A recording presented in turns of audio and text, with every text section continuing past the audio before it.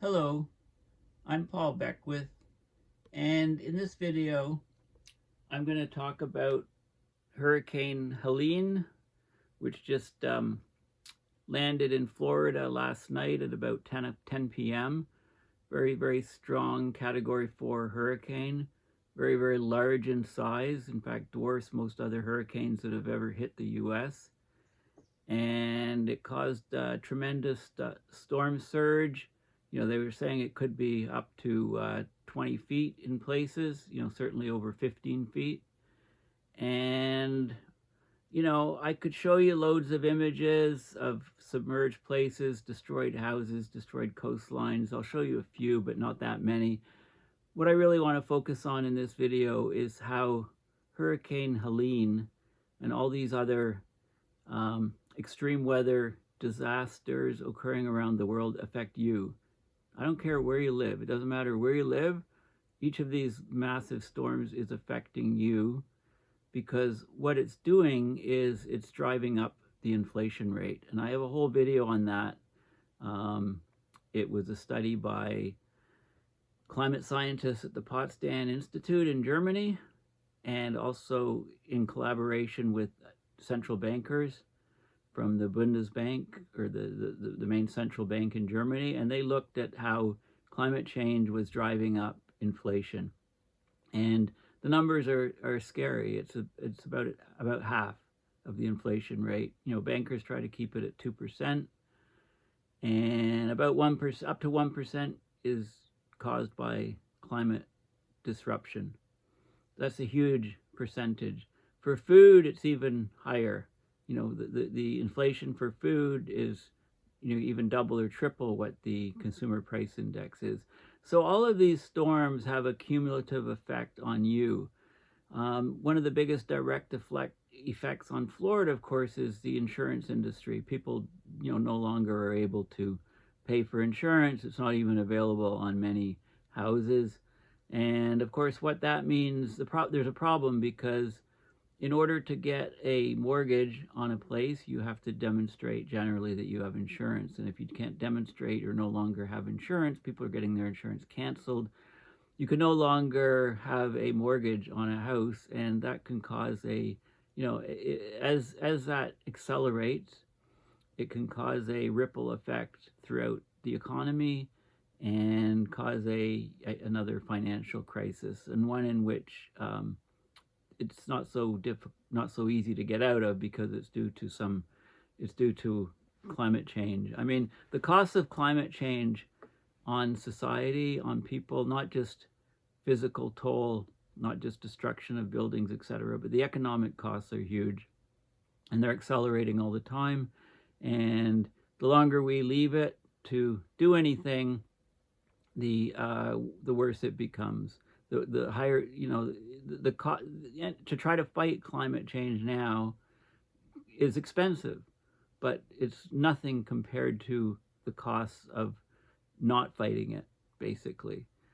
So you'll notice last video I had a guest appearance with Shackleton the Explorer, my kitty cat. Some very sad news today. My kitty cat Shackleton has gone up to kitty heaven.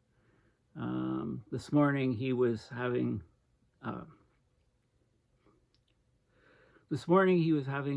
convulsions, and I took him to the vet, and there wasn't much they could do for him. Yeah, Newton and I went to the vet and tried to figure out what was wrong with him, but he was very unresponsive. His pupils were dilated and he wasn't responding to light. His heart seemed okay. His temperature, his body temperature, was low, very low, and dropping. So it meant his systems were basically shutting down. So I'm telling you this because he's been a regular on my show. Not so much in the last couple of years, because I've had Newton, a puppy, but he's still been around. And yeah, he's 15 years we had him. So it's always hard to lose a pet. So I just, yeah, so let's get back to the storm. I want to give you a heads up. This is a book, Into the Clear Blue Sky by Rob Jackson. chair of the Global Carbon Project, and I'm about halfway through. When I finish it, I'll do a book review because there's lots of interesting ideas. Rob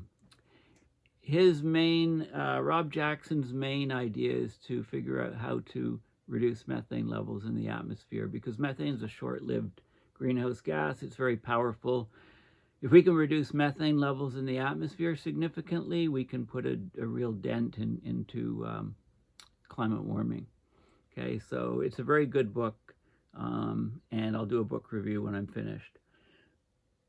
Okay, so let's look at what's going on in Florida, and we'll have a look at some of the physics of these hurricanes, you know, why this thing is so strong.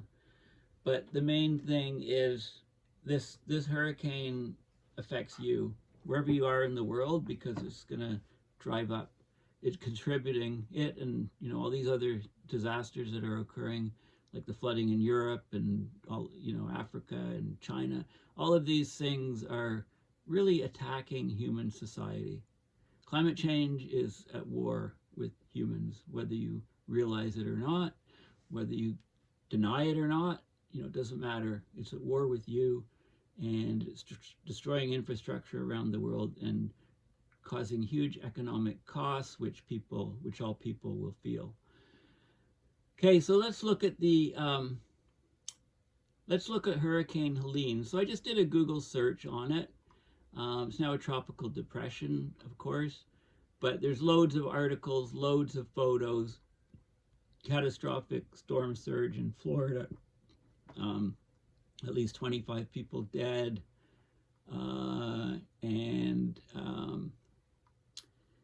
You know, there's people trapped still. It's a monster storm. It unleashed widespread flooding and causing storm decision fatigue, as this article says. Okay, so there's lots of stuff.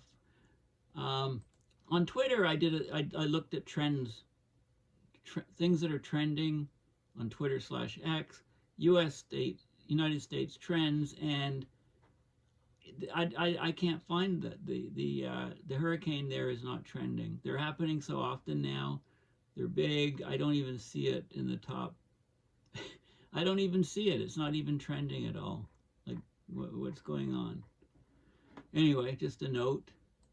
So I'm doing a search for Helene 2024, and also I did a search for Helene hurricane, and you know, there's lots of images here of what the storm's doing. So these are the top images. You know, they had mandatory evacuation orders up the coast, and people that didn't leave, they asked them to write their name and birth date on their arm or leg with permanent marker so that their bodies could be identified. You know, if they don't evacuate, then they're taking huge risk and they're on their own. So there's lots of images of houses being flooded. Here's a guy in a kayak inside his house. Of course, you know, they always show these pictures whenever a hurricane occurs. The picture of the alligator in the house or on the street comes out. And I have no idea if it's the same video recycled over and over, or if it happens every time there's a hurricane. So, and this is only in Florida, it says, and you see this boat going along a flooded roadway or path, because look at the railing in behind with the Trump flag, the biggest climate denier on the planet. So, you know, this is far inland. This is in Georgia. Massive flooding, massive infrastructure damage, and yeah, it's just crazy. Stefan Ramsdorf, ocean warming from burning oil and gas fuels stronger hurricanes and rising seas. The longer we ignore the science, the more we lose. You can't win against the law of physics, right? You know, winds 130 miles an hour, gusts 155 miles an hour, movement, forward movement quite fast, north-northeast at 223 miles per hour. Huge size. The larger the size means that the storm surge is much larger. The geography of the Florida Bay here means that as the water is being pushed up by the counterclockwise rotation of the storm, it builds up tremendous storm surge in this whole bay. causing catastrophic damage. Okay, I think there was an image. I'll just go down, loads of images. Of course, it hit at 10 o'clock at night. I think there was an image of the size of these storms, the relative size. Here it is. Okay, so this is the Washington Post. It's behind a paywall. So, okay, so we won't look at the article. We'll just go back to the so here's relative size. This is Helene, and these are Hurricane Helene is one of the biggest storm systems to hit the U.S. See how it compares to other past hurricanes and tropical storms in the Gulf Coast. So Helene dwarfs the other storms. It's massive. Water is very, very warm in the Gulf, as I'll show you on Earth Null School, and yeah, this has been a catastrophic storm. Helene hurricane, you can look at the top and the latest. Lots of information. Hurricane hunters flying through. This is interesting. In Sarasota, Florida, there's a place called Midnight Pass, and it was opened up by Hurricane Helene. It's been closed for decades, highly controversial. Locals have wanted it reopened forever. So locals can thank Hurricane Helene for opening it up. There you go. Try to find some positives from what happened with this storm. Okay, so yeah, I mean, it's been yet another major storm. So let's go to Earth Null School, click on Earth, and this is what you get, and you can see where the storm is here. We can focus in a bit, and you can advance by a one hour, or you can advance by 8 hours. So you can see, let's go back and let's advance it. Okay, so this was one of the strongest hurricanes to hit this region. And again, it's coming into the bay. So all that water piling up there has nowhere to go because of the geography. There, it's almost ashore, and it looks like it's ashore, and it's about 11 p.m. local time when it comes ashore as a Category 4. Also, you know, why is this thing so strong? Well, let's go back. Let's go back a little bit, and you can look at the path of this, right, coming up here into the Gulf. Okay, so it loops in up here. So let's look at the sea surface temperature. So if I clicked on ocean, waves, sea surface temperature, and here's where we are in here, and look at these water temperatures. Almost 30 degrees Celsius, 29.3. These regions, 30, 31 almost. Okay, so basically 30 to 31 degrees Celsius water, and anything above 26.5 degrees Celsius for ocean water will fuel hurricanes. Watch out, hurricanes. Any water temperature over 26.5 Celsius, you're in trouble. They beat that by anywhere from 2.5 to 3.5 degrees Celsius. A massive margin, so there's all kinds of energy. The very, very warm ocean water has very high evaporation. That water gets into the atmosphere. As water vapor rises, condenses, forming the clouds. When it condenses, it releases all the latent heat, all the stored heat, and it fuels all these massive storms. Okay, so that's the basic physics. So the hotter the sea surface temperature, the stronger the storms are going to be. And if you look at the anomaly, that's the difference from the baseline, if you like, or climatology. It's, you know, the temperature, it's a degree, 1.8, it's a degree to 2 degrees, 2.5 warmer than normal. Yeah, so it's like super warm water, okay, which fuels the storms. The geometry traps the water, makes the storm surge higher, making this a mega storm with huge damages. And if you just go on Google and look for Hurricane Helen, I spelled it wrong, Hurricane Helene, Again, you can get all the latest in pictures and destruction and coverage, and climate change isn't mentioned that often as being an impact on these things, right? Which is a travesty. This is a global news article. I just picked one. Hurricane Helene photos show Florida reeling from catastrophic surge. So, made landfall in northwestern Florida as a Category 4 storm. Then, of course, it goes over land. It starts to weaken. It was still causing flash floods in Atlanta, Georgia. The death toll is up to 25.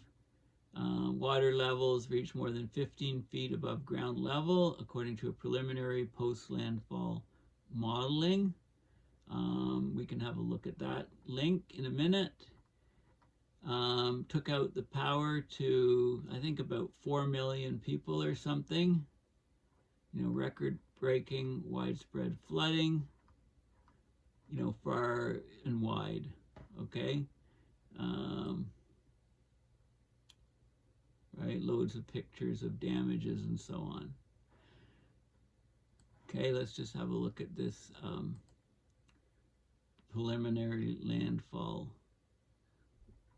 data. It's a Twitter connection. So preliminary post-landfall modeling showed that water levels were more than 15 feet above ground level in areas within the Big Bend region of Florida. Okay,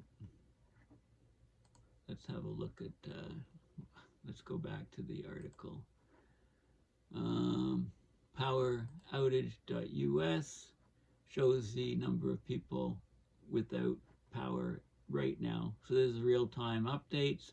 At one point it was 4 million people.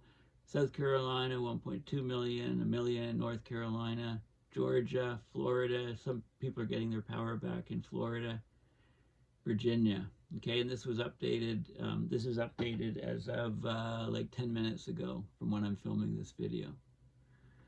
Okay, so basically, crazy stuff going on. Catastrophic storm.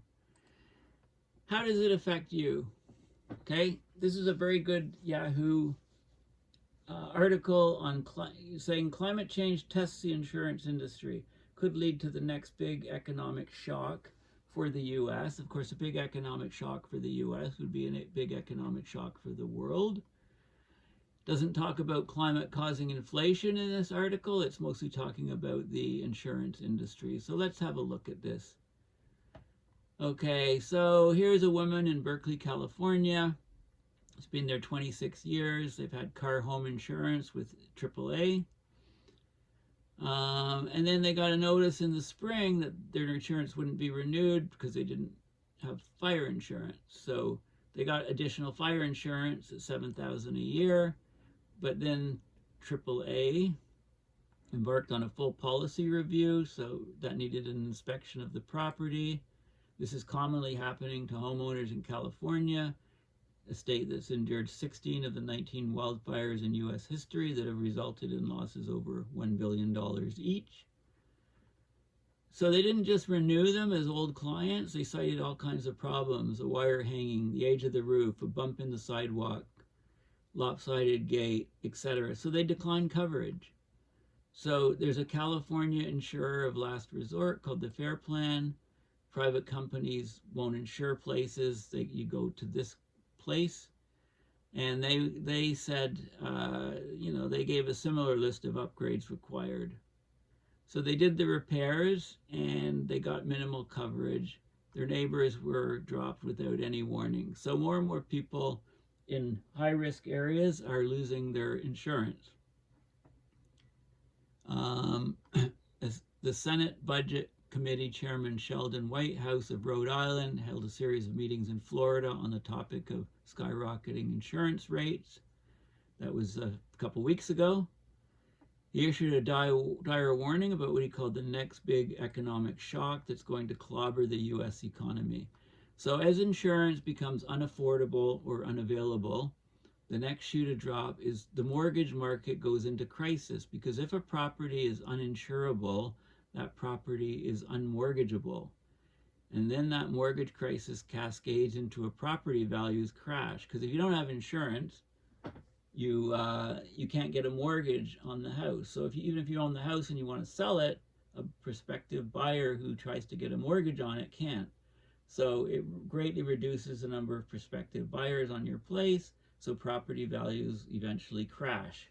And then that ripples out across the different states in the US, across the country, across the world. No state's being hit harder by the unfolding insurance crisis than Florida. It's a peninsular bullseye, 8,436 miles of heavily developed coastline that each year attempts hurricanes and tropical storms. So if you live in Florida, you pay 4 times the national average for homeowners insurance. Cost of premiums has risen in Florida by more than 40% just in the last 1.5 years. In 2022, a single storm, Hurricane Ian, and it wasn't even that strong, it killed 150 people and caused $112 billion in damages when it made landfall on the Gulf Coast. So these are the sort of numbers. When these repeated blows happen, then they drive up the cost of everything for everybody else. So they drive up inflation. Now you'll never hear the Republicans talk about that. And in fact, you never hear the Democrats talk about it.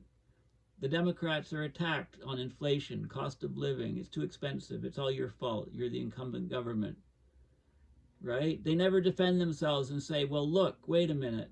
You guys are climate deniers, and the cost and climate change is causing about half of inflation that we're seeing.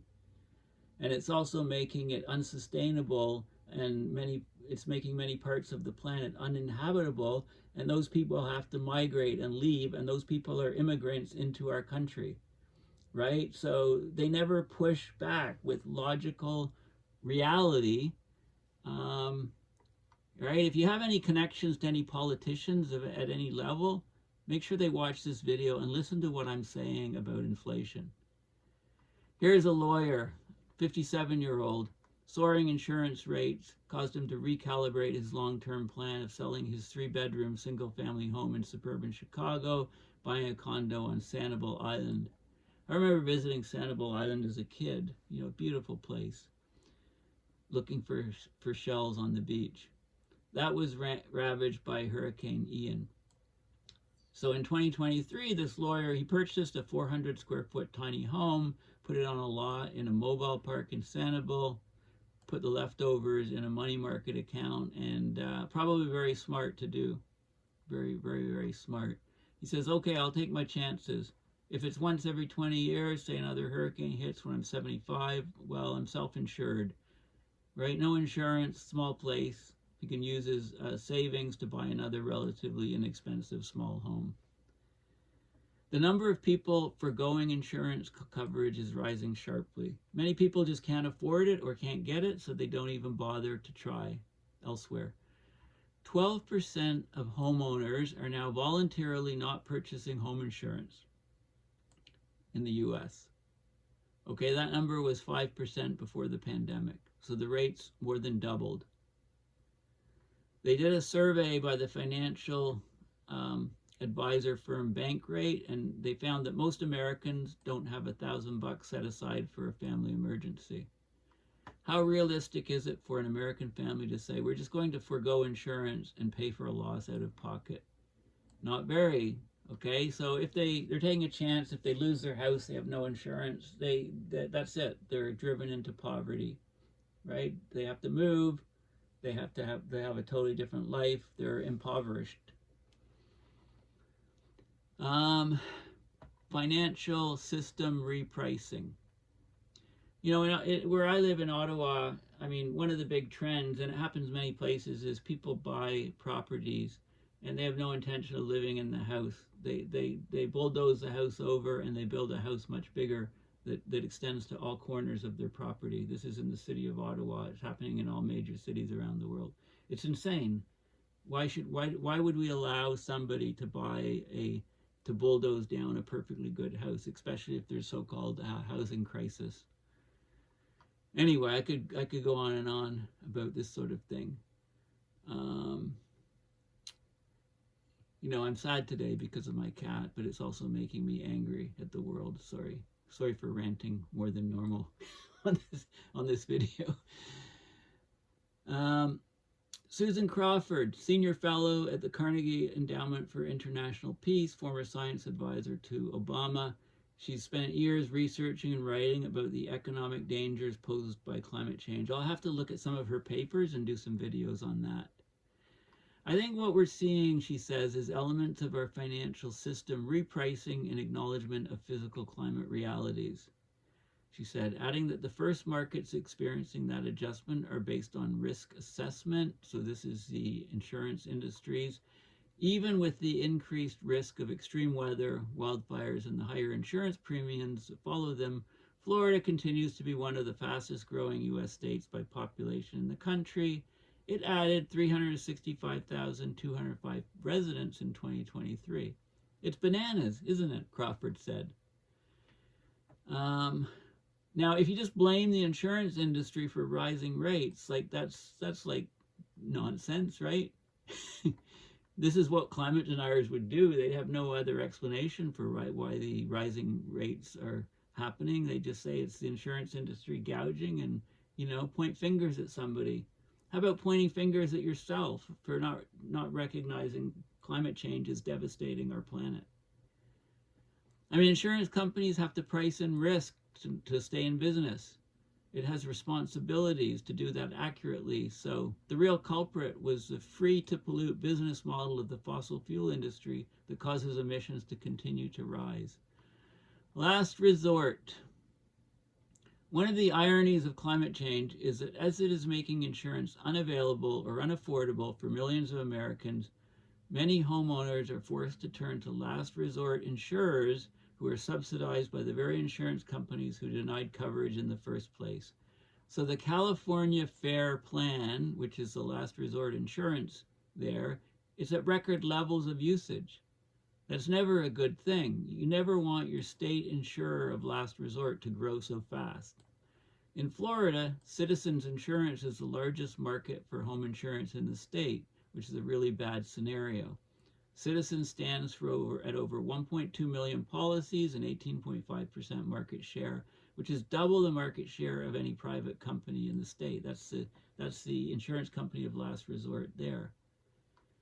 What happens if the state sees another catastrophic loss, like the Camp Fire, California talking? 16.5 billion in damages, killed 85 people.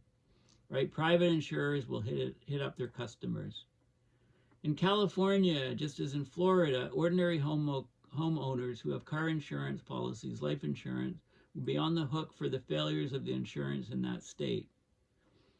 So if that fails to balance the books, the likelihood is that the state will then turn to the federal government for a bailout, right? And it just spreads and spreads and spreads. And as the number of disasters and the severity and the duration and the economic costs accumulate and accumulate and accumulate, it will, you know, the bill's coming due. It will drive the country bankrupt. Hurricane Francine, relatively minor Category 2 storm, made landfall in Louisiana on September 11th, left behind $1.5 billion in damages. 5 days later, an unnamed tropical rainstorm dumped 20 inches of rain on North Carolina in a single day, racking up another $7 billion. Well, how much rain is there from Helene? I think some places have already received about a foot, and they're probably going to get another 2 feet. So that's 3 feet of rain. Right? That's, you know, like 2-3 feet of rain in places. I mean, think of the cost of that. Last year, NOAA measured $28 billion loss events, separate events, the most ever on record. So far, as of September 23rd, a few days ago, there's been 22. In part, these statistics are born of the continued migration to high-risk areas, higher rebuilding costs, and labor shortages. Underlying it all is the fact that warmer average temperatures are wreaking havoc on the planet. Short of a scientific breakthrough that allows the removal of carbon from the atmosphere on a massive scale, like what the heck do we do? right? Change building codes, change zoning, accelerate building in safer areas, give people incentives to shift to safer areas, buy them out in places that are inevitably going to flood or burn down. It'll be painful, take a long time, but in order to have any chance of keeping the economy going long term, this has got to happen, but we're not doing it. So our economy is not going to go long term, right? Nobody wants to change the status quo. Local officials need the property tax being paid by current homeowners and commercial properties. It's not in their interest to ring an alarm bell and say we need to be living differently. Developers need to make money building buildings, right? But the insurance industry is undergoing a reckoning. The insurance industry won't be around in the form that it is in now in just a few years. Okay, all of the caca is hitting the fan around the world. You know, people are thinking, well, I can't live in this place anymore. It's getting more and more expensive to live there. I don't think we're done with this craziness. They could say we won't insure a house with wooden shingles. I think it's about climate change, but the whole reason you have insurance is because of those problems. When you make claims, you're screwed. So what's the point? Right? We've been getting all of these things from industrialization. Now it's come time to pay. The bill's coming due for what we've done over the last 150 years to change the climate. So there you go. You know, you might look at the news and see this storm and say, oh, you know, I'm glad I don't live in Florida.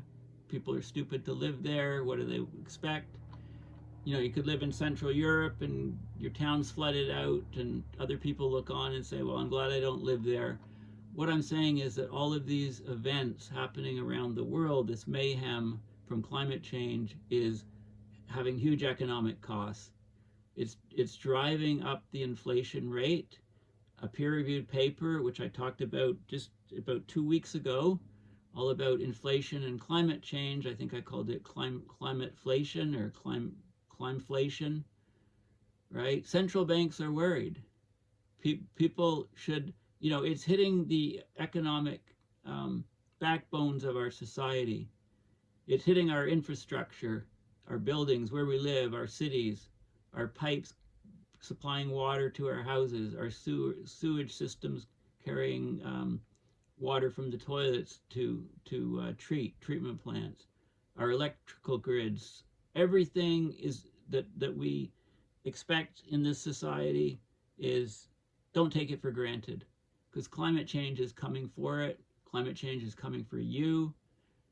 I've been doing these videos trying to warn people for years, and I'll continue to do that. And yeah, we're basically, it's come time to pay the piper. It's not something off in the future anymore.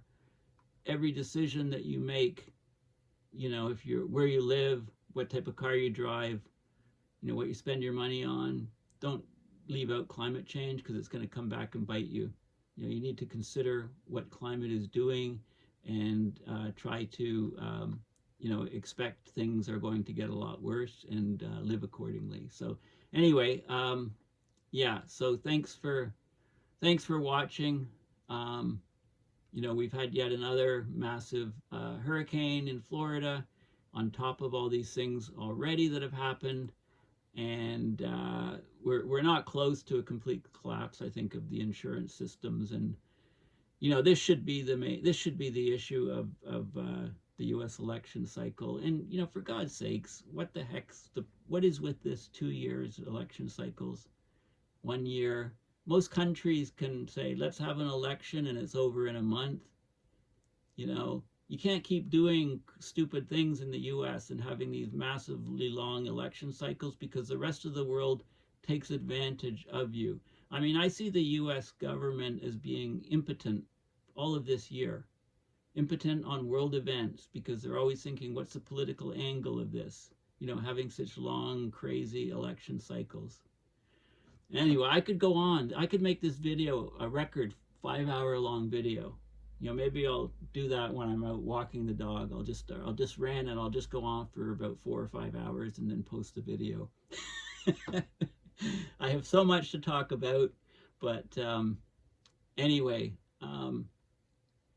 thank you for listening. Please consider going to my website, paulbeckwith.net, and donating to my PayPal account to support my research and videos. I have a couple major expenses coming up for, you know, I have to get a new laptop, and I have to get a new phone and things like that. So, you know, please consider, like I say, donating to support my efforts. And also, you know, if you have a cat or dog or any other pet, go and give them a hug for me today. That would help me knowing that you can do that. Okay, thanks again, and bye for now.